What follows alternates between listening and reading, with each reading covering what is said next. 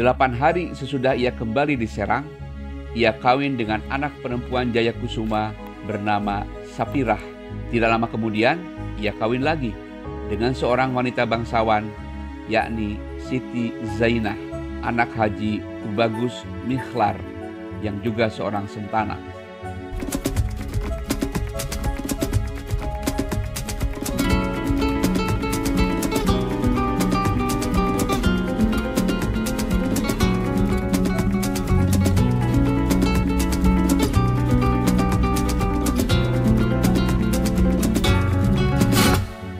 Assalamualaikum warahmatullahi wabarakatuh. Jumpa kembali teman-teman di kanal Jurnal Abah. Kali ini saya membaca buku Pemberontakan Petani Banten 1888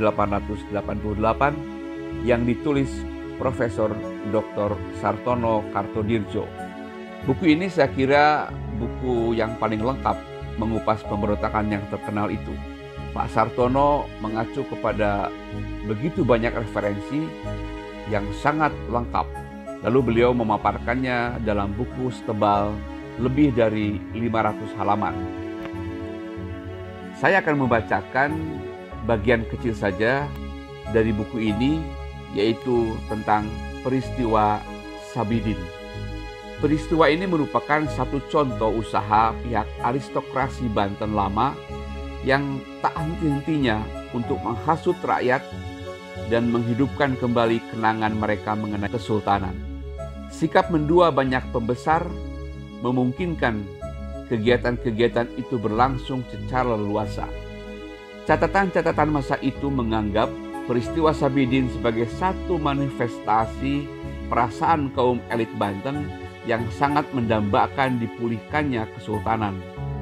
Apapun motifnya, peristiwa itu telah menyingkap peranan politik yang dapat dimainkan oleh keluarga sultan dan cara-cara yang dapat mereka gunakan. Hubungan-hubungan yang terjadi erat antara pamong praja dan kaum bangsawan telah memungkinkan seorang petualang seperti Sabidin memainkan peranan sebagai pangeran gadungan untuk waktu yang cukup lama. Sabidin dilahirkan di Yogyakarta.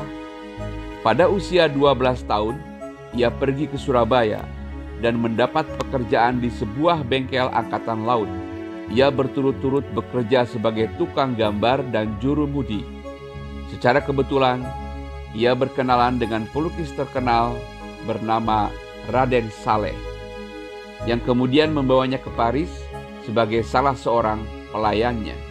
Kembali di Batavia, Sabidin mendapat kenalan-kenalan baru, di antaranya Raden Mas Sunaryo, seorang cucu Mangkunegoro. Oleh karena ia masih merasa tertarik oleh angkatan laut, ia bekerja sebagai pramugara. Beberapa waktu kemudian, ia berhenti dari pekerjaannya dan mendarat di Pulau Ondrus. Dan dari sana ia menuju Karangantu, lalu Kasemen di Banten. Di sana ia bertemu dengan pensiunan Patih Lebak bernama Jayakusuma, yaitu menantu Ratu Siti Aminah. Bekas patih yang sudah tua itu merasa yakin bahwa Sabidin sebenarnya adalah Pangeran Timur, putra Sultan Safiuddin yang ketika itu hidup dalam pembuangan di Surabaya. Keyakinan Jayakusuma itu diperkuat ketika Haji Muhammad Arsyad, yang di kemudian hari menjadi penghulu kepala di Serang, juga mengenali Sabidin sebagai putra sultan. Dengan identitas itulah ia kemudian diperkenalkan kepada Ratu Siti Aminah dan kepada Bupati Serang yang tanpa merasa curiga sedikit pun memperlakukannya sesuai dengan itu semua. Selain itu, penampilan fisiknya, tingkah lakunya yang sopan, dan kemampuannya untuk mengucapkan ayat-ayat Al-Quran di luar kepala telah memperkuat keyakinan mereka bahwa ia benar-benar seorang pangeran. Presiden Banten yang baru, yang mengenal benar daerah itu karena telah pernah bertugas di sana sebelumnya, menjadi curiga. Bupati Serang harus meyakinkannya bahwa Pangeran Timur adalah orang baik-baik yang tidak mempunyai keinginan sedikit pun untuk menduduki tahta nenek moyangnya. Dengan membiarkan Pangeran Timur tinggal di rumahnya, bupati akan dapat mengawasi segala gerak-geriknya. Oleh karena Residen masih saja menyaksikan asal-usul Sabidin sebagai keturunan sultan, Ratu Siti Aminah mendesak agar pergi ke Cirebon untuk mendapatkan surat-surat yang otentik mengenai identifikasinya. Di sana, ia dihormati sebagai orang keramat dan diberi gelar Haji Maulana. Perlu diketahui bahwa gelar kehormatan itu jarang diberikan, dan itu pun biasanya hanya kepada orang-orang berdarah pangeran yang dianggap sebagai nabi atau pendiri negara Islam. Sementara itu, ia berhasil memperoleh surat jalan laut dari Sekretaris Residen Cirebon. Akan tetapi, dalam perjalanan kembali ke Banten, ia menempuh jalan darat melalui Bandung, Cianjur, dan Bogor. 8 hari sesudah ia kembali di Serang, ia kawin dengan anak perempuan Jayakusuma bernama Sapirah. Tidak lama kemudian, ia kawin lagi dengan seorang wanita bangsawan, yakni Siti Zainah, anak Haji Tubagus Mikhlar, yang juga seorang sentana.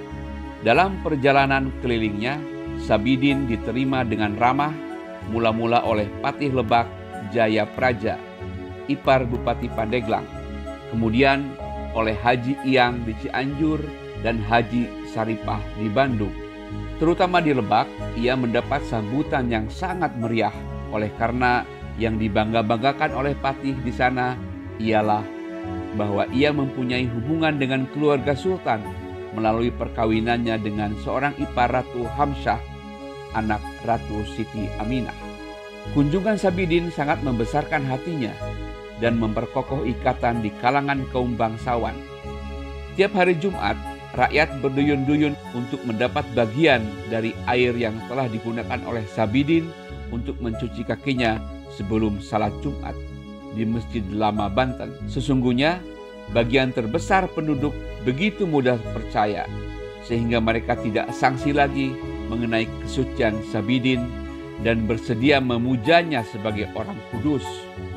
Sementara itu, di Banten tersiar kabar angin bahwa Pangeran Timur itu mempunyai maksud untuk berusaha memulihkan hak-hak kesultanan dengan didukung oleh ke-6 saudara laki-lakinya.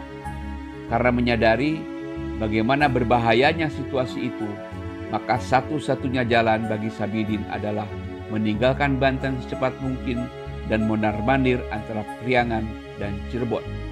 Akhirnya, ia ditangkap dan setelah dikonfrontasikan dengan anggota-anggota keluarga sultan yang sebenarnya di Surabaya, penipuan Sabidin dengan mudah dapat disingkapkan. Ia kemudian dijatuhi hukuman kerja paksa selama 4 tahun.